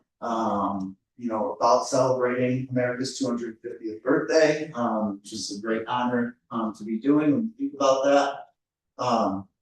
Our sections for next year, everything will be at 3, except for kindergarten will be 4, UPK will be 2. So all 3 sections across. Title I services, we offer math as well to our students. And I talked about our Title I reading teachers, working with our teachers, the tenants I talked about. And obviously we are self-contained, we're not departmentalized, we're all, obviously our students stay with it except for walk to read. District buildings and goals, I did include my plan for excellence, so if they share it, it's embedded in there. Every year we build our goals off of that, so, we had 6 goals as well. For the elementary school, and I put updated playground because we are really excited about that. I know Scott and myself and Brian, Mr. Gillette, we met with architect and coming up with some drafts with it. We laid out the footprint, and I can just say some of it, we're really excited. Number one, obviously it's expanding that footprint of the other apparatus that we already have, but putting in swings in the back and like a mini pavilion with some picnic tables. So parents, because I always notice in the summer especially, they come off the trail or off the access road and they're standing there in the sun and they're watching their kid. And this would be a place with their little one where they can sit and they can read, they can bring a snack and they can actually hang out. And also in the spring, how many times is that playground being used in the baseball games going where a parent could now sit there, watch both. So trying to be more convenient, and also some ADA compliance things. We had to do some more paths because the slope is way too much. So a new entrance coming out, and also some ADA compliant stuff for our students, and some UPK apparatuses, because now that we are UPK, that playground we have is not UPK compliant. So we do need some of those equipment for those kids. Comes to that, but thank you to the taxpayers for doing that as well, for a capital project, for getting that. We're really excited. And when we do get to that, it's down to 3 vendors. When we get those schematics, we want to send that to our students because we want our students to vote on some of those things. So we're going to make it a democratic process as well. Some of the structures that we have, but some of the add-on stuff, like I said, I don't know. Let's have the kids vote from UPK to 4. Let them vote on what they want to play on. So we're going to add some of that, and architects understand that as well. Like I said, I want PTO to have a voice, and I want our kids to have a voice on what they want to see with that. So they're excited about that. Extracurricular, we have STEAM, Green Team, Racing Red Hawks, Little Bees. If you don't know about Little Bees, we have about 40 Little Bees every month that come that are from ages 2 to 4. These are our future Sequoia students. And again, thank you to Sequoia Valley Foundation to funding that again. Rotary actually helped us get that off the ground. Foundation is helping us again fund that. Mrs. Stevens does that, and we have literally once a month, we have 40 little, 2-year-olds and 3-year-olds, and we do social time, a read aloud, a craft with the family. Family has to do it all together. We do a song. She gets a snack. She does raffles. All wrapped up in 45 minutes. It's amazing. My little one goes with us every time, loves it. And it's always the regulars. But the nice thing that we're seeing is families that are just new to the district, or they don't have they're meeting each other, they're making relationships. And also the other thing, those little bees are never have anxiety when they come for kindergarten, for UPK. They're familiar with the faces because we have a mystery reader every month. They see me every month. They see Mrs. Stevens. They're familiar with the building. They're like, hey, this is the library. This is the main entrance. They see Mrs. Berger. She's a mystery reader. They know her. So it's nice to see that they come in, they're more comfortable when it comes to that. So that's a great initiative that we do. Obviously our science fair, when it comes to that. Professional development, Eureka Squared, I talked about science of reading. We're really big in that. And we pat ourselves on the back because when we do have speakers here, we had some from the Reading League. They patted us on the back because we were one of the first districts now, we know in education, that's such a hotbed topic, science of reading. New York State finally last year started talking about the science of reading. We were doing that way pre-COVID. We were training teachers and talking about it. And I remember the first time we brought Kelly Johnson in, teachers were like, whoa, it was like, what are you talking about? And now it's in every research article and everything that they're doing. So we're really hats off with that. Seed and Sow is a great connection that I can talk about. I just had a meeting with on Zoom today with the author. It's Alyssa Blast, yes. So BOCES, through BOCES partnership, they were looking for some pilot districts. So basically what it is, it's to help our students understand our students more And it's a behavioral component to keep kids in classrooms and to understand them more and with their teachers. BOCES was looking for a pilot. They tapped us, and I know Westmoreland was on the other one. So it's not a cost to the district this year, but the author, if you've seen her, she's on the Today Show, Good Morning America. She's all over right now. We met with her in person, and basically this is a year-long pilot where we work with her and her team, and we work with our students. There's actually 4 parent nights that we have to do. And the head of that is going to be myself, and Ashley Morat is going to be running that. But we work with the teachers, we work with their data team, and we work together on helping students. And like the goal is to keep them in class to reduce behaviors. The schools that they have piloted with across the United States has seen a 60% decrease in behaviors. So we're really excited about it. When it comes to that, her team was online today with it. It was excellent, and it's a lot of work, but I know we presented at a faculty meeting on Friday, and some of our teachers, our kindergarten team went there during October superintendents, and they came back and they were amazed, and they're already using some of those techniques in their classroom. So they spoke to the staff about it, and I know the staff has welcomed that. They are very eager about that going forward. So I think that's a great partnership. She is a New York Times bestseller right now as well. On this, so it's Big Kids, Big Emotions. So we're very excited to be one of those schools that BOCES, came to me and asked, and then I know Westmoreland as well too. And again, I think that goes to our reputation of our team and our teachers, that they would like to do that with it. And when they said free, I was like, oh, I like free. And 60% behaviors, I like that too, when it comes to that. So percentages, as Mr. Mann talked about, I put a couple things on here. So attendance rate over the last 3 years, 94.28 all the way to 95.26. So a slight increase, which is good. Attendance has improved for 3 consecutive years. That's great to see. We're still fighting that COVID battle of not wanting to come to school sometimes. I hear that with some of my chronic absentee parents. When it comes to that discipline report, as Mr. Mann said, yes, there is a jump for the elementary school this year as well too.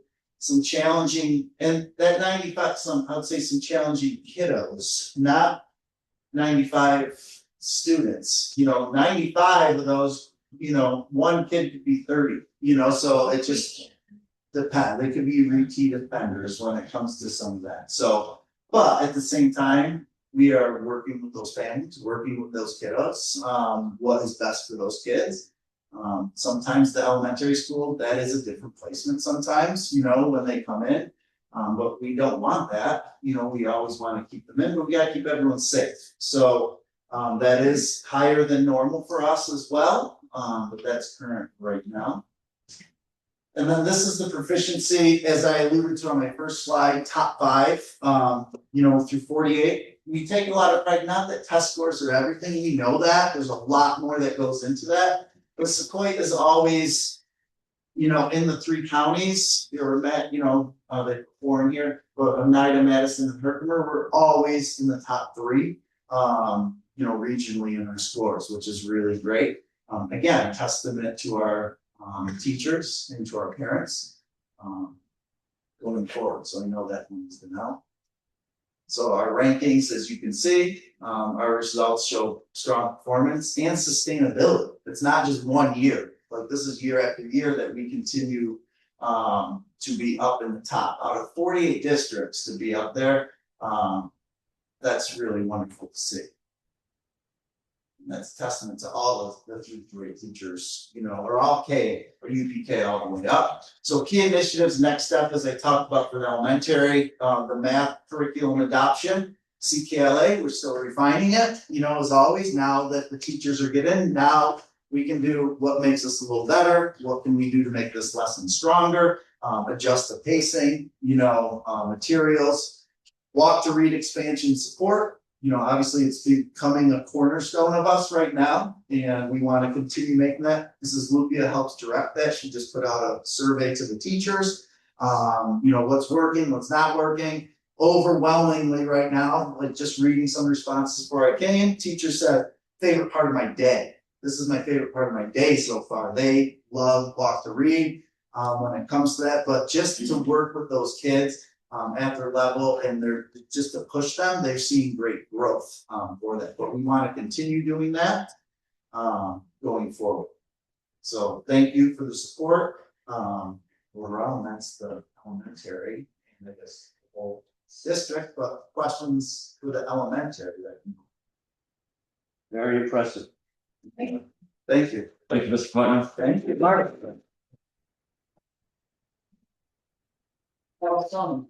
Are we reaching all the pre-K kids that were able to? Right now, we have 2 on the wait list. We've had 3, right? We just got 1 in. Yeah, now, okay. Not out, so one on the wait list. But do we have some who are not responding? And No. No, good. Yeah, so we only have to do a lottery of 1. Yeah.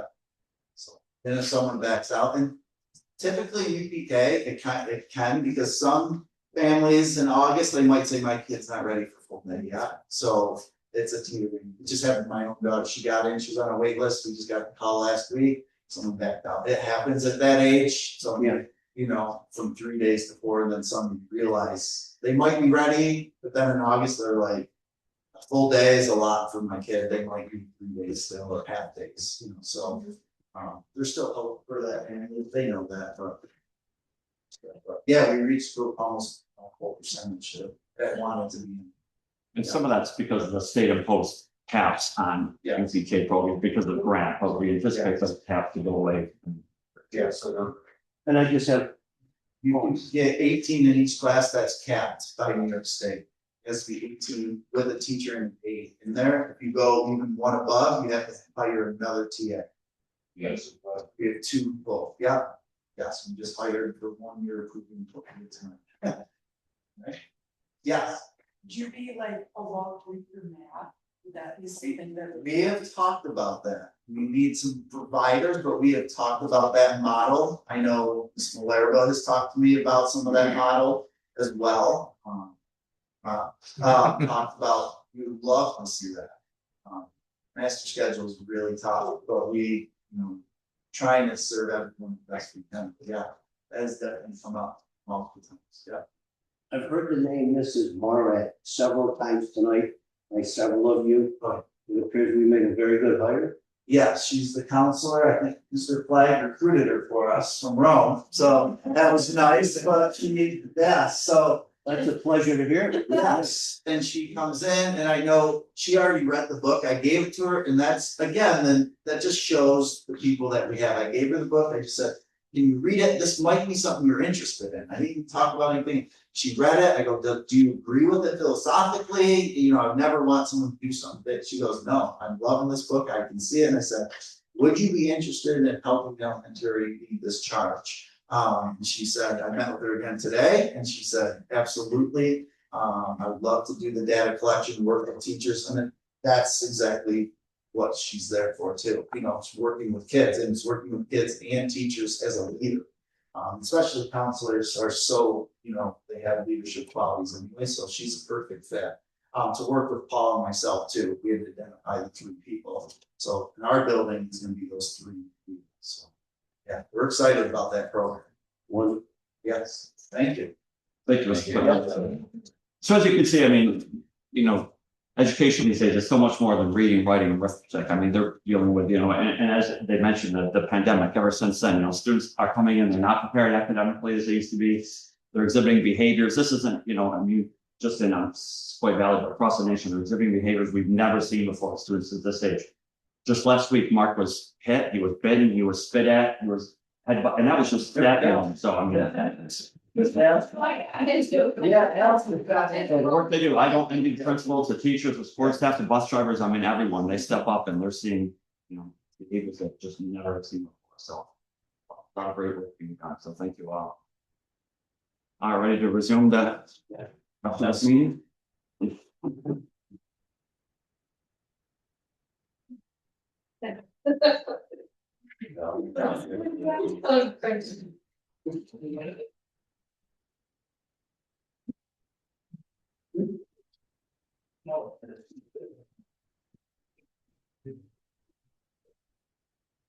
Like.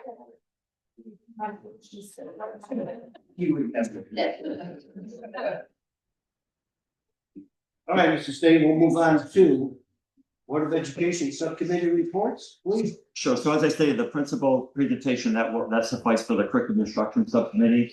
And on the policy subcommittee met for this meeting, and they'll be sending forward to documents for what approval of the next week. That's it for. So, Okay, thank you. How about superintendent's report? sure, as you know, graduation is coming up. It's June 26th, Friday, 7:00 in the stadium, weather dependent, obviously. We would like to know which board members will be available to participate. You can let us know through email, determine your participation role at graduation. Contact information, I believe, information was given by the board clerk, and they can just send that. Yep. Upcoming events, June 12th, that's this Friday night. There's the senior parade where the seniors all get in their vehicles and drive around town. There's so much community support, so that's always just a very fun event to participate in and see that, as I stated, the support across the region is great. And then students will come back to campus and participate in the senior sunset. The following day, June 13th, Saturday at the town park, we have the color dash, first ever PTO supporting. A lot of staff will be on hand to chaperone, supervise, and help assist. And then, of course, that night we have the fireworks over Sequoia. So we invite everyone locally to come and participate in those events. Just want to tell you a couple of events. You know, Mr. Madden did mention the Hawk Fest at middle school, hosted that last week. Great turnout, great event. The senior trip recently, they visited Ocean City, Maryland. Also went to Hershey's Park. Great weather. We had a good time. Right, everyone participated, enjoyed. Thank you, Ms. Baggy, for supervising that. A lot of positive feedback from the senior trip. And then yesterday, Cameron Yerman, one of our seniors, she ended up placing 6th in the New York State Girls Golf Championship. Over 100 participants. Again, this is the best of the best golfers in the state. And for her to place 6th was just outstanding. So congratulations to Cameron. And that is all for the superintendent's report. Thank you. We will move on. Old business Board of Education members. New business Board of Education members. I will read 7.1 through 7.24. Looking for your approval. 26. I'm sorry. 7.26. Okay. 7.1 is looking for your approval of a student to serve on the Board of Education. 7.2 is looking for your approval of the appointment of the student on the Board of Education as well. 7.3 is looking for your approval of a substitute teacher. 7.4 is looking for your approval of another substitute teacher. 7.5 is looking for the approval of a confidential secretary to the superintendent. 7.16 is looking for your approval of district clerk. 7.7 is looking for your approval of a permanent bus attendant. 7.8 is looking for your approval of a permanent office specialist, Title I. 7.9 is looking for your approval of a permanent school nurse. 7.10 is looking for your approval of a substitute confidential secretary. 7.11 is looking for your approval of an additional content area coordinator and appointment for 2026-27.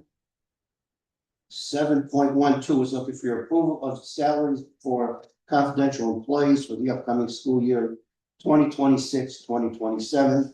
7.13 is looking for your approval of additional athletic appointments for the school year 2026-27. 7.14 is looking for your approval of an agreement for our treasurer. 7.15 is looking for your approval of a memorandum of agreement for director of technology. 7.16 is looking for your approval of the agreement with supervisors.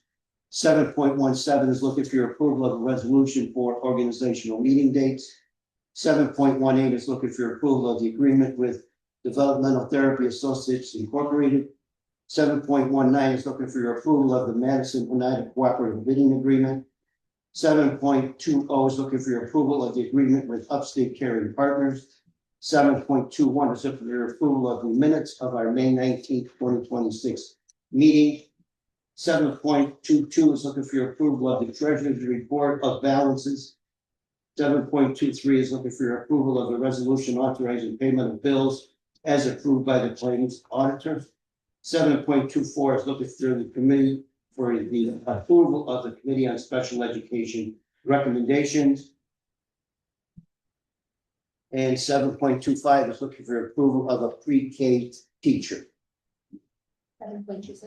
7.26 is looking for appointment of a mentor teacher. Board of Education, do we have any comments or concerns? 7.1 through 7.26. I just have a couple of comments if I could. Thank you to Caitlin Dryda for serving as a student board member for the past year. She had to leave early. And one of our new board members is in the audience, so I'm excited to have Alexa Nolan join us. And then Madeline Fredericks, I have a little something for you for Madeline will be leaving us this year. I'm afraid to get up and walk right now. My legs are asleep from sitting. So I'll call over after the meeting, but we appreciate your time. You see a 7.10 substitute confidential secretary, as you know, Marie Goodman is leaving us, but at least she will be coming back as needed as a sub. And same thing with Trevor Brown, I see the treasurer, he'll be coming back to support Mr. Reed in that new role. Okay. Board of Education need a motion to approve 7.1 through 7.26. Okay. Mike and CJ. Mr. McCusick, second by CJ Pomilio. Any discussion? All in favor? Anyone opposed? Motion's approved.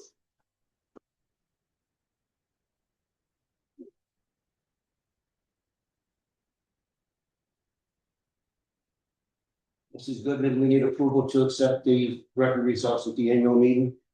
You want a motion for that as well? Need a motion to approve item 8, the approval of to accept the record results for the annual meeting. I'll make that motion. Mrs. Collins, Patty, second. Second. Mr. Fratelli. Fratelli, all in favor? Item 8 is approved. We're looking for approval of a bond resolution to purchase our buses. Need a motion to approve the approval of the bond resolution. CJ, Mrs. Familio, second. Mrs. Collins, thank you. All in favor? Aye. Anyone opposed? And we're gonna move on to miscellaneous topics, Board of Education members. I have something. Tonight is CJ's last meeting. I want to say thank you for all of your time and all of your tireless effort on the board. It goes without saying that the community is grateful for you to be part of the community.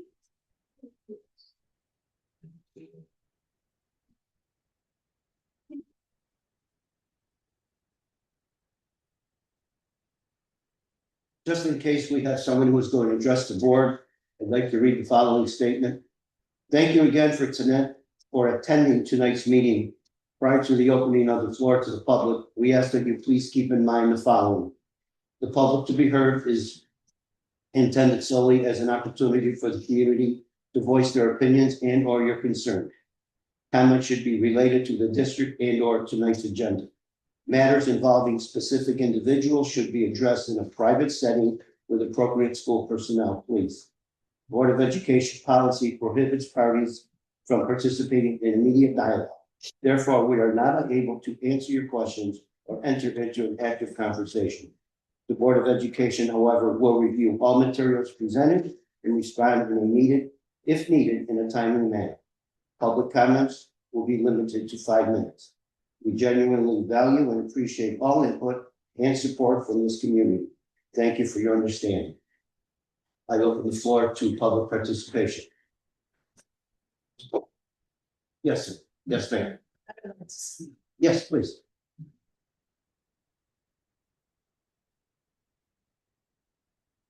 I don't know if I heard you exactly clear in what the public or private matter is.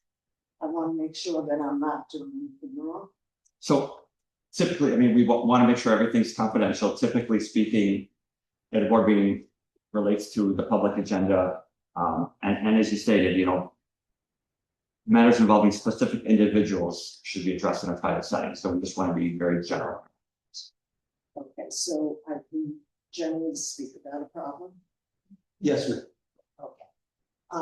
Dear members of the school board, Ms. Staton, my name is Maria Garrow. I was here to Yeah. talk to you about. Excuse me, I'm gonna put that on so everyone can hear you, okay?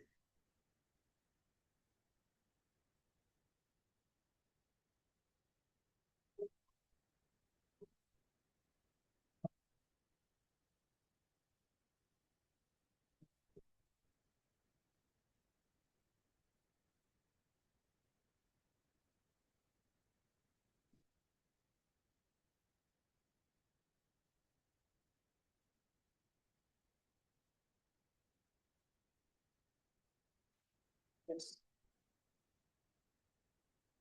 I apologize. Take your time.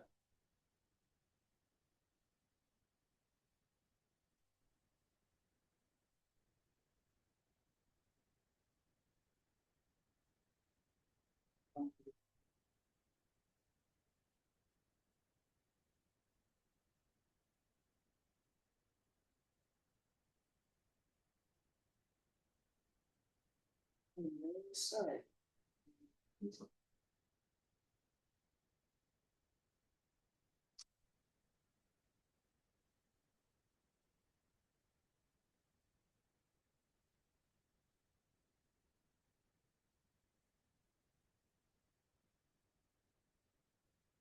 I don't know what just happened to me.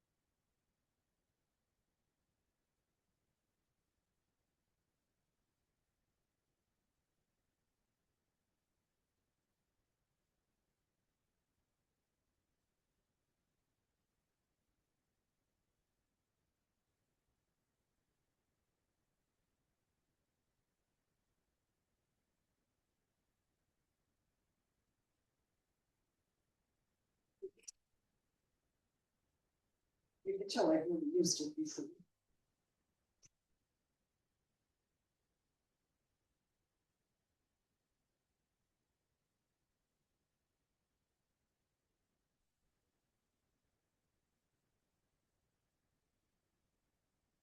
You remember some of the key topics you want to discuss, and you can That's email us later.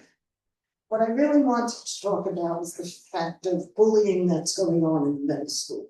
And I'll try to be not specific. Middle school has been very difficult. There's been a lot of issues going on.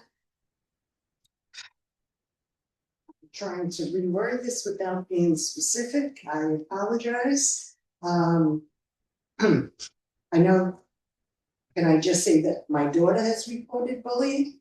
My daughter has reported bullying to Mr. Madden, Mr. Staton, Mr. Ryan, Mrs. Morat, and even Mrs. O'Curie is aware of the bullying at CSE meetings that has been explained.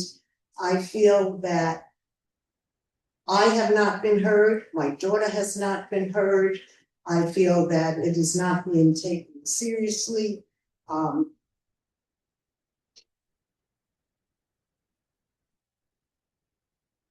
There have been several incidents that have occurred this year. Unfortunately, some of the examples include the fact that my daughter was told to stand in the back of the line by another student because She should look in the mirror and look at her skin, and she's biracial. There have been very other ethnic incidents that have happened where she is told that she doesn't wash because her skin color looks the same as it did yesterday. A boy in art class slapped her and yelled out to the kids, "Look, it didn't come off. Her skin is still the same." She has been bullied and teased for her poor social behaviors because she has ADHD. She's very impulsive, very immature, and she's been teased a lot for that. She also has been told that she must have been a really, really, really bad kid because her parents ditched her. She's adopted. So these are just some of the examples. These have been going on since September. I've reported them. She has reported them. All to no avail. Up until now, they still occur. Mr. Stain had said to me that my daughter stopped reporting. I stopped calling because we feel hopeless and helpless because we don't see anything happening. We don't see any improvement. And so we have stopped reporting. But I just feel that we're trying. My husband and I are trying. We've taken her to several doctors. She's given her medication. She sees 4 therapists. But none of this is going to truly help her mental health until the bullying is stopped.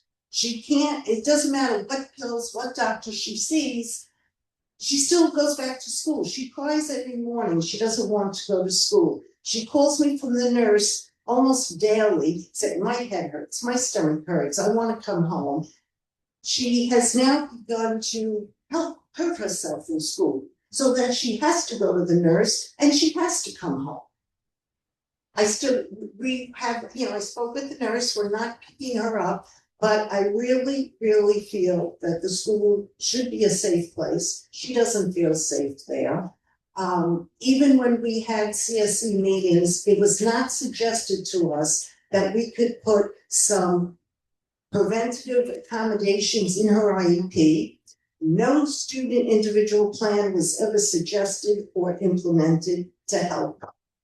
And I just would like the school to realize that bullying is real. It does occur. It is occurring in your middle school. And I really hope that somebody can somehow help us to stop it. Thank you. Thank you.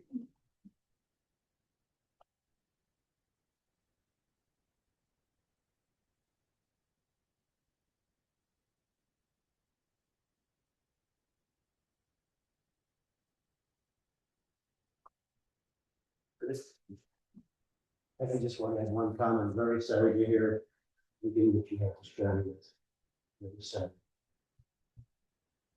I'm sure Mr. State administration will be immediate priority. Try to attempt to resolve as much of the conflict.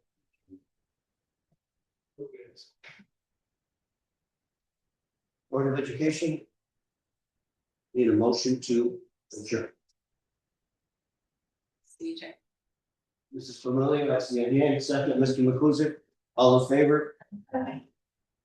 We stand adjourned.